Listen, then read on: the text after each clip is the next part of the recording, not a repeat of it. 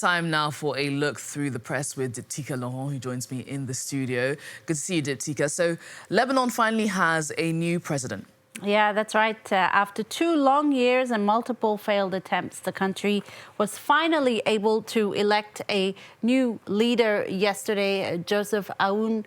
Here he is on the front of L'Orient Le Jour, the Lebanese French language paper. Aoun is a former army commander and a well-respected political figure.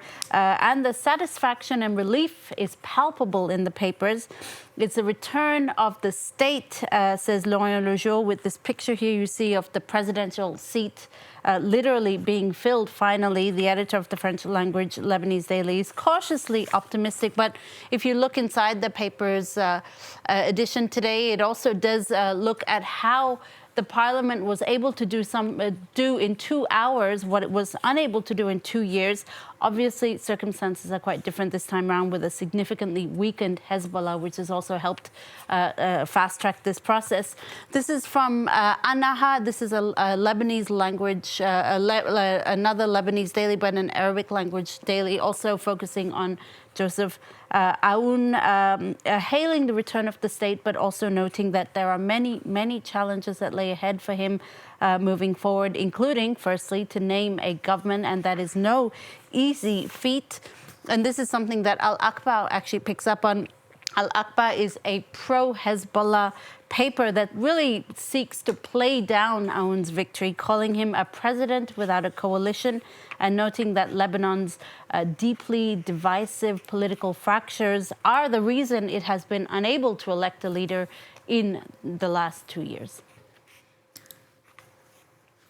Well, for our next story, Dipty, you're looking at, of course, one of our top stories, the devastating fires in LA, which have destroyed nearly 10,000 homes and killed several people. Yeah, absolutely. It's making a lot of the front pages, not a surprise today. This is from the British daily The Sun, which calls it Los Angeles. We've seen this headline on quite a few papers in this week, really, since the fires have been raging. The devastation of the worst fires in LA's history has spared no one, rich or not, famous or not. Almost 10,000 homes lost, hundreds of thousands of people forced to evacuate, at least 7 people dead. For Libération, the French paper, it's not the city of angels, but the city of ashes, it says in this very sober, grim front page with that picture, once again, of that devastation. Meanwhile, Huffington Post is looking at Donald Trump, the sort of political reactions to this the way the fires have been portrayed politically. Donald Trump weighing into the devastation. He called on the resignation of Gavin Newsom, the California governor. The Huffington Post reports that Donald Trump Jr. and Elon Musk have also rather bizarrely pointed the finger at diversity, inclusion and equality initiatives in California as one of the reasons being why the fires have not been contained yet. This in reference to LA's efforts to diversify its overwhelmingly white male firefighting force, although there is really no evidence of these claims by Musk and Donald Trump Jr. Now, speaking of the Trumps, in the Times of London, the cartoonist today for the paper, you can see here really not mincing words about how the paper feels. Donald Trump and his allies are certainly attacking what they see as liberal politics in California, but make no effort to review their own politics. And Donald Trump here, as you see, symbolically continuing to dance in La La Land. Drill, baby, drill has really been one of his catchphrases that promises his attitudes towards the environment and politics going forward. So certainly this cartoonist seeing that sort of disregard for the environment in Donald Trump's politics as also being responsible for what we're seeing in LA. And next, Dipty, the press has also picked up on this story, a millionaire who pleaded for firefighters to save his home.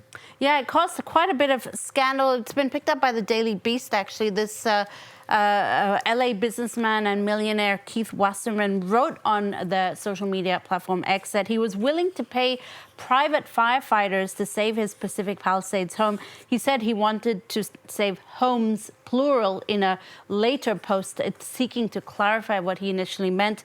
But the damage was already done. The real estate investment founder was slammed for appearing tone-deaf and outright selfish. The anger was compounded when users discovered his previous posts complaining about property taxes and bragging about not paying them.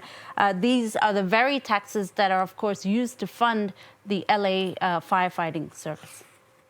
And finally from you, Dipsy, the Australian Open will begin in just 2 days, and Novak Djokovic will be playing on court with a new coach by his side. Yeah, a new coach, but not just any coach, Yinka. It's actually Andy Murray who will be coaching Novak Djokovic. The 10-time Australian Open winner has turned to his old adversary, Andy Murray, to coach him. An unusual move, but it means that Andy Murray will be also making his debut as coach at the Australian Open. And The Guardian explains that after Andy Murray retired last year, he had absolutely no interest in coaching until this opportunity sort of came across, was really put to him. This unique trial coaching position was offered and announced at the end of last year. The two men were fierce rivals for many years. They're also known for their extremely explosive personalities. Andy Murray has said he's prepared for bursts he's braced for angry outbursts on court by Djokovic towards him during the Australian Open, which begins on Sunday, and that he doesn't want him to hold back on his emotions. If anyone can understand the loneliness of tennis, it's certainly Andy Murray. Fun fact, the 4 times he made it to the final of the Australian Open, he lost all 4 to none other than Novak Djokovic.